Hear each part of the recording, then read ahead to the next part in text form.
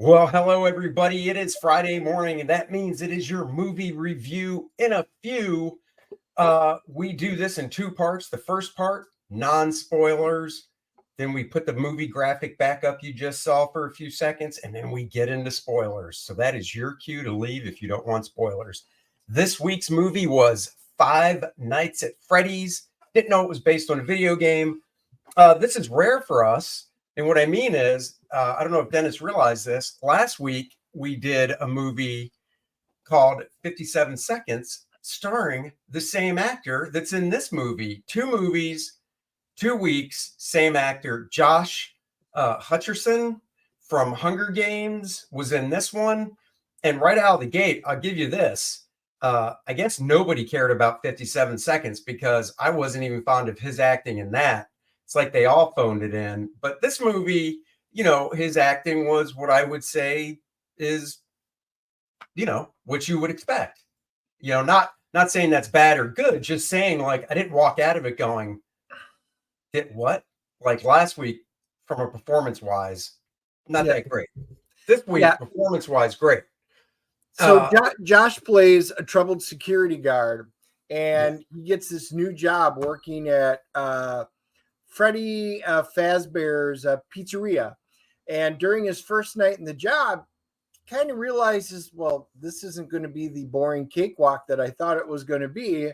And soon other things start to unravel. And that's kind of the premise of the entire thing.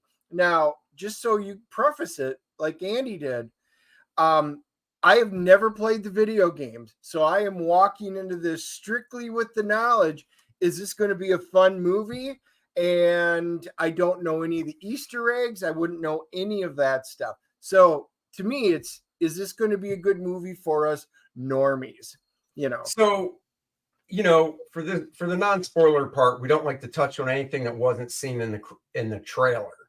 So the trailer, like Dennis said, shows this guy who is raising this young girl, and he takes her to it's an overnight security shift at this Chuck E. Cheese type restaurant. For those that haven't seen the trailer, don't know, it's it's got video games, all that stuff Chuck E. Cheese has, the big animatronics. And in the trailer, you see the animatronics, come to life, and people die, blah blah blah. That's pretty much what you get out of the trailer. You do meet this police officer who obviously is on a night shift, and she comes by. She's an attractive blonde hair woman, which right out of the gate, you're like, what are the chances of that happening? So, it's a movie. I get it. The trailer let me believe that this movie was going to be, and we were talking about this before we actually watched it, before it began. Are we watching it? You didn't get the feeling this was going to be a straight up, oh my God, horror movie. You kind of got the feeling from the trailer, at least I did, that it was going to have, some humor in it as well. One thing I believe, and I never even checked after the movie, just from watching it, it's PG-13, isn't it? It is, and that was one of the things I didn't know, what the rating was. Didn't even bother to check because, we were going to go see it. It didn't really matter. But as it progressed, and we also realized there was no red band trailers at the beginning, we're like, I wonder if this is PG-13. Yeah, it is. Now, it pushes the boundary in a number of areas. So they have one really cool scene with the animatronics, and it's like, oh, yeah, at the beginning. This is a tale of two halves of a movie for me. The beginning part of the movie deals around, Josh Hutcherson, whose name's Mike, and he's taking care of his sister, Abby, and he had lost, a brother when he was younger that he's kind of obsessed over.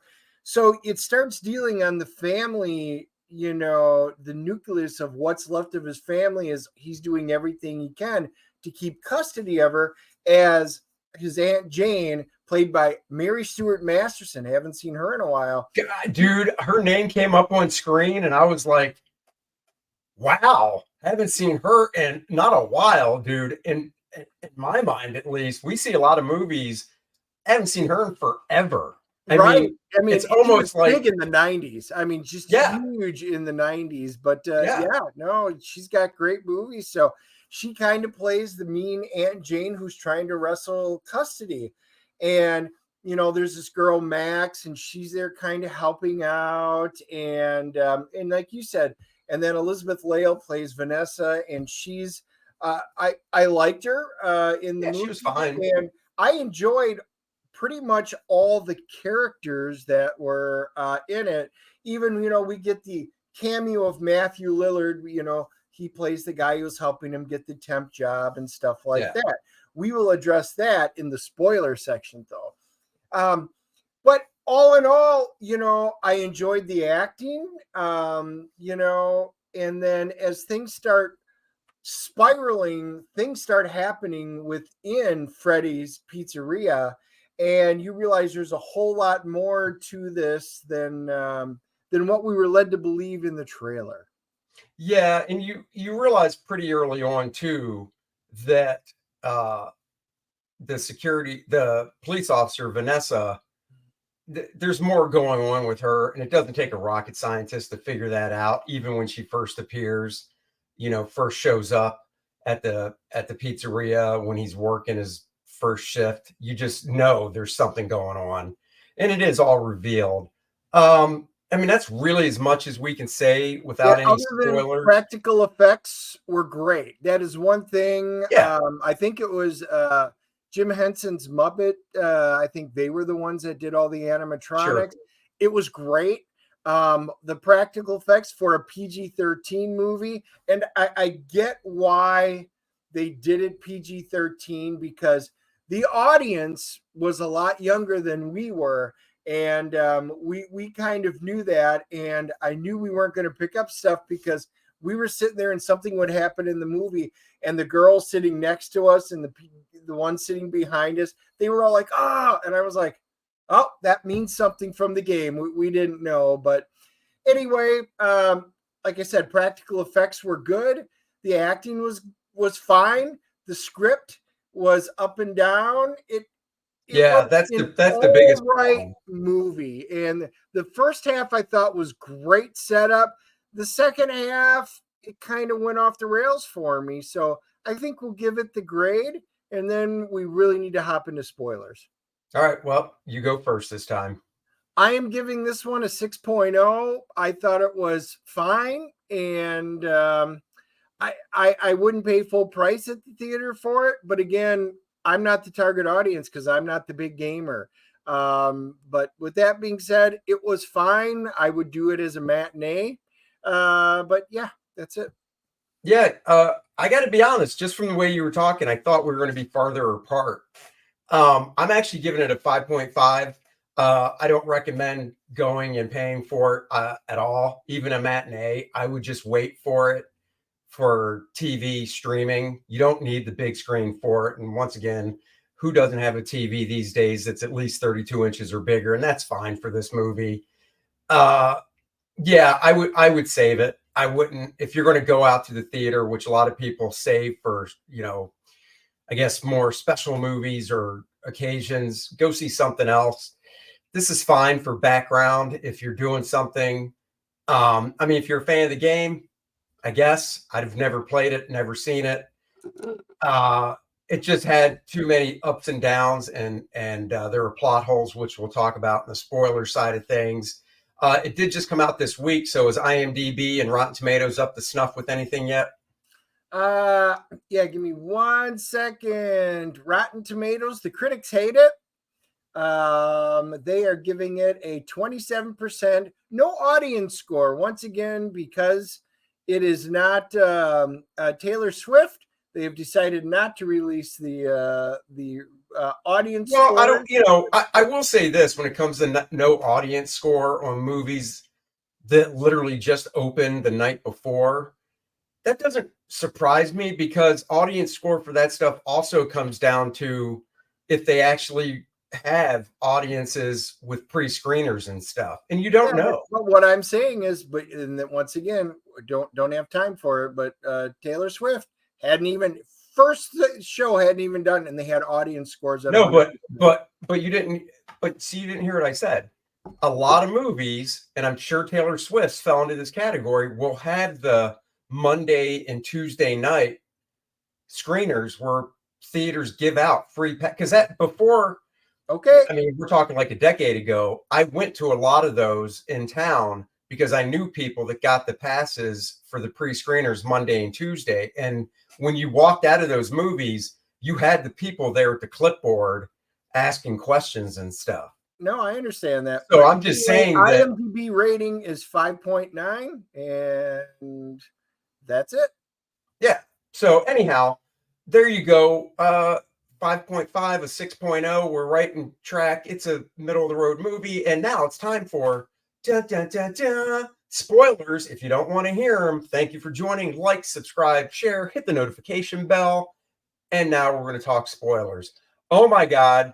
This movie, in my mind, didn't know what the F it was. And what I mean by that is Josh Hutcherson's character, the security guard, like Dennis said, you find out in the movie that when he was about, I don't know, it looked like he was 9 or 10, his little brother was like 6 or 7, and they're out at a picnic in the woods somewhere with mom and dad camping, and his little brother gets kidnapped. And okay, that's terrible. And Josh is now obviously a full-grown adult, early 30s, late 20s, can't get over it, wants to find out who did it. He's studying like dream stuff and the whole theory of we never forget anything, even though we think we do. It's just it's locked away basically deep inside. So he takes sleeping pills at night. He plays nature sounds with headphones. He's got a poster above his bed of a forest and stuff because Nebraska, because he's trying to get back to this dream state to unlock this memory for any little details to find out who took his brother all those years ago. But that's fine. To tie into that, though, the next piece is he starts reading about dream states and dream theories, and he has this entire theory built up, which is explained, which is an interesting twist. Sure. And I was like, I can't wait to see where this goes. And it actually goes somewhere. So that was an unexpected surprise to the positive because I actually enjoyed it. And then like in his dream, he gets slashed by these kids, which become apparent throughout it. And when he wakes up, he actually has the cuts right where they are. And I was like, oh. So yeah, again, it's Nightmare on Elm Street. It is, but I hated that part because they never paid that off. Like, how's it happening? You know, you can't just have this happen to him because it happened another time in the movie too. In the dream, he gets cut up by these kids. He wakes up, he's cut up in the exact same places. No explanation. But the biggest one, and this is the great part, after the movie last night, we're walking in the parking lot and we didn't talk about the movie at all. And we do that on purpose so we can save it for you guys to get our real reactions back and forth. So the other part that they didn't pay off and explain is the girl he's taking care of. It's his sister, and she's what, 10, 11, maybe? Currently, yes. Which is fine. And that's not what I'm talking about. What I'm talking about is she's very withdrawn. Dad left the picture some years ago. Mom passed away, so he's taking care of her, blah, blah, blah. But she draws a lot. You know, that's like her escape. And she has these invisible friends. And you find out later on the stuff she's drawing relates to the kids that went missing, that were kidnapped as well, that basically their spirits inhabit the animatronics in the Chuck E. Cheese type place, pizza joint. And that's why they come to life and stuff. But they never explain, where does this 10-year-old kid have this power of being able to draw this stuff that relates to these real events and such? And you're just like, is there another half hour of this movie you guys thought, yeah, throw it on the cutting room floor? So that's exactly what my thought was. they had great ideas that looked like they were going somewhere, and they never give Abby's payoff. Vanessa, her payoff was very transparent going in there. And this is the one thing. Yeah.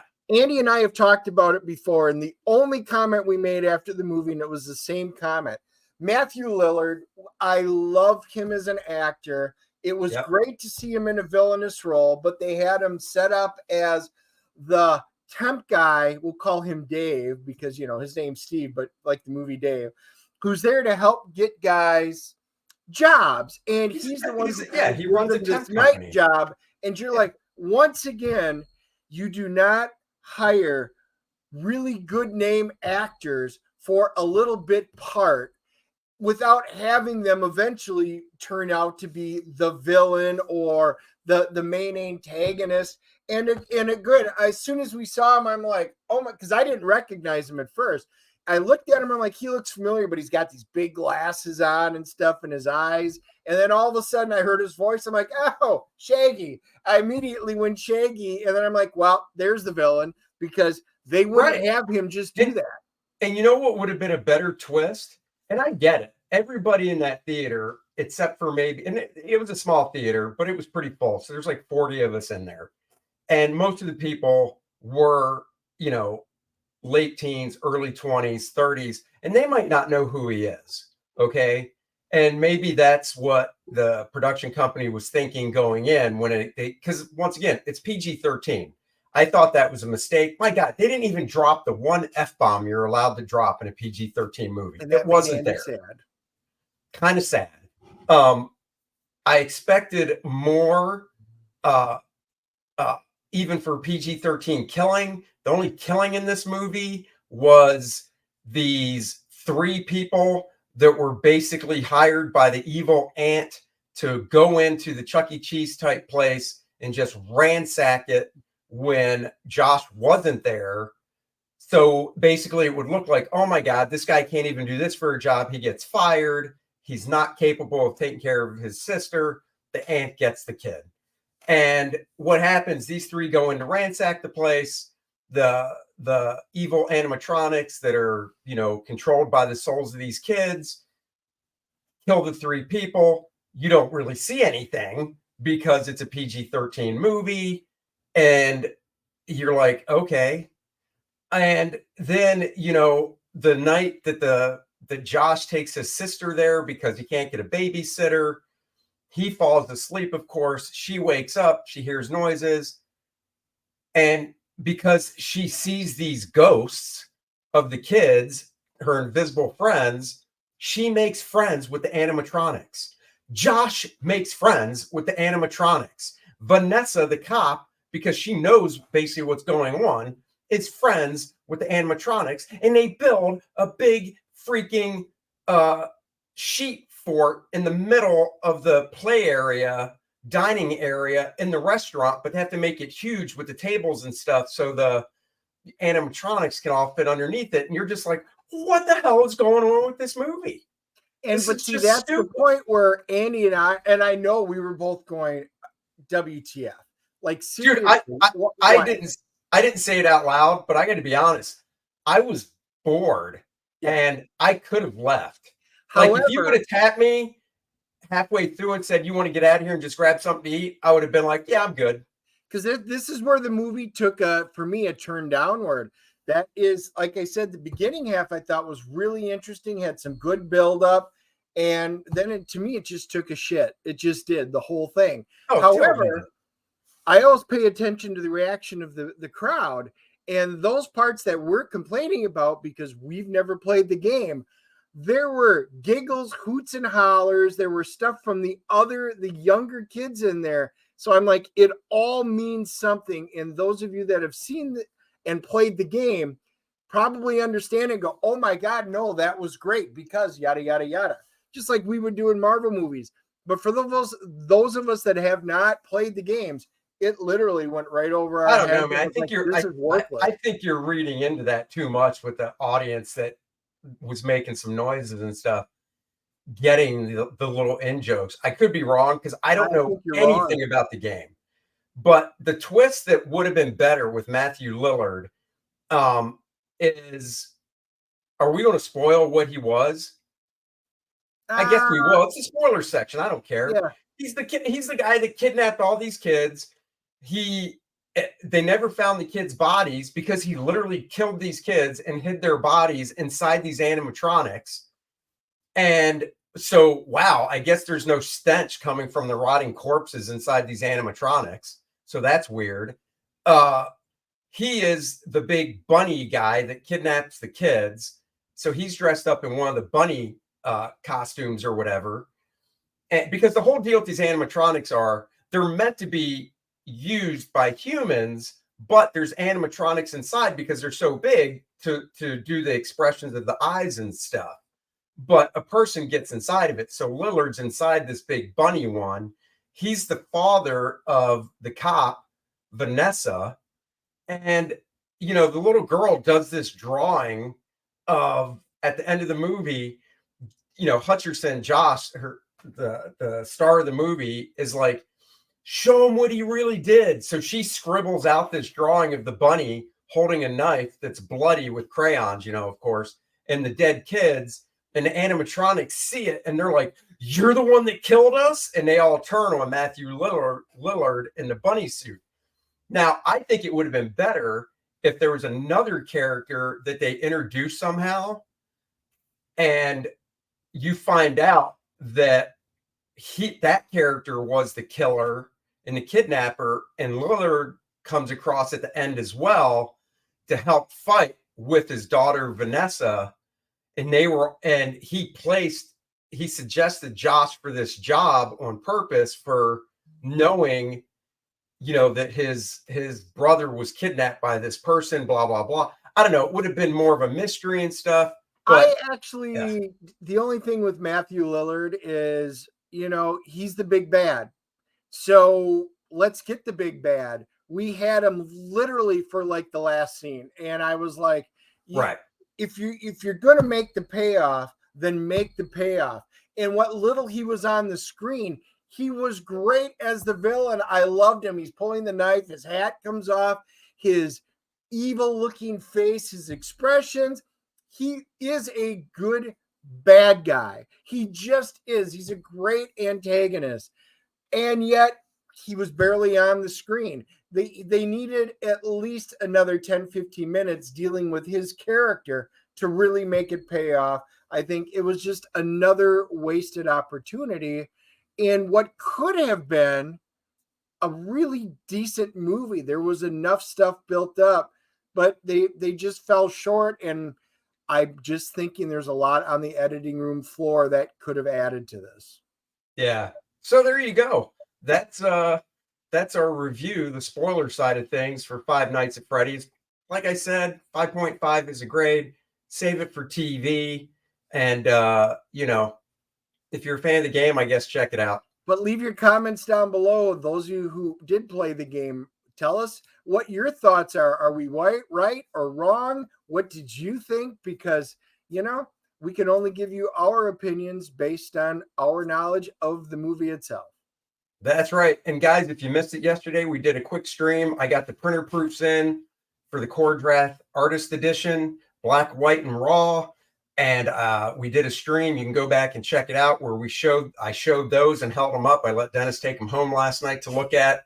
Today, we will be getting the proofs in for the actual graphic novel. So I can look at those, and we'll probably pop on a stream to look at those together and sign off and give approval so they can start printing these bad boys up. And in the meantime, check out Nice and Tight, the comic book pencil art of Andy Smith. It is a 52-page book featuring some of my full type pencils that I did for other inkers to go over for other publishing companies.